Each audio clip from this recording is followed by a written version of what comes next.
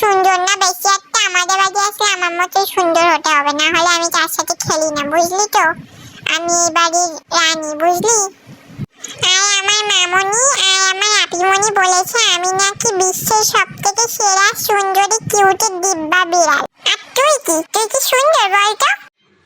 এই টুকু শোন, আমি এতক্ষণ ধরে তোর সব কথা শুনছি, কিন্তু এখন আমি আর তোর কোনো কথা শুনবো না, বুঝলি? তুই আমাকে চিনতে পারলি না? আমি তো